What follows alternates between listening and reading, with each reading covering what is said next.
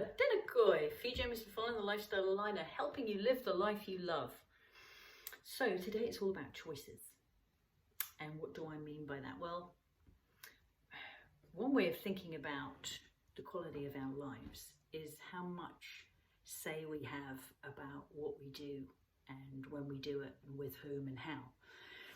So what I mean by that is it's the difference between how things used to be for me, which I'd go supermarket shopping when I was a student, and I had a year to reset my exams, my A-levels in Oxford. I decided to go there and do that so that I could get the grades that I needed at that stage to go to dental school. That's what I wanted to do.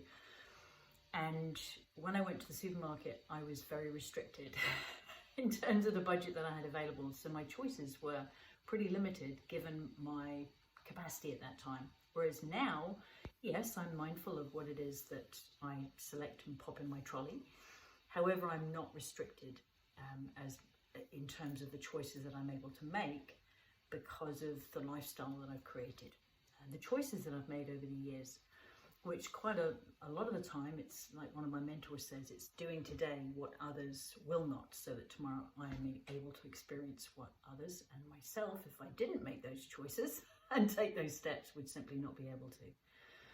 So a really powerful way to begin with this process is say, well, that's quite a sweeping statement. You know, think about our lives and what it takes to get to the point where we're in the situations that we are making choices, is that it can begin with this, the simplicity of, and in fact, it's determined by the simplicity of some simple questions that we're asking all the time. So, and we're asking ourselves. So it's what we say, this is quite a useful little phrase, it's what we say to ourselves, about ourselves, when we're by ourselves, that really counts.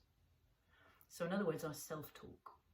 And I have definitely noticed, and I don't know if you can relate, that in the past and at times that can be pretty negative.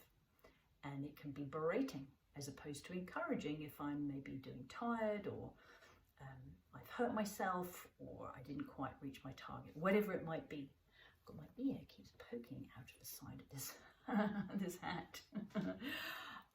As you can see, I've washed my hair today. This is what I usually do with my hair when I wash it. So that's a super useful question. I've made some notes here to keep me on track. Like I say, it determines the quality of our lives in terms of the questions that we ask ourselves.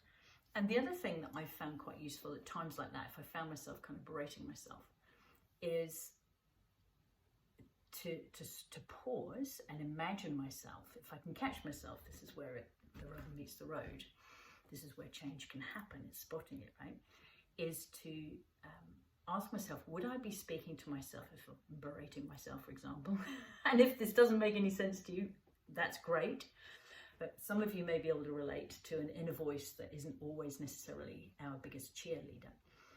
And to say, well, look, if I was looking at myself as a 3-year-old, would I be saying those things to myself?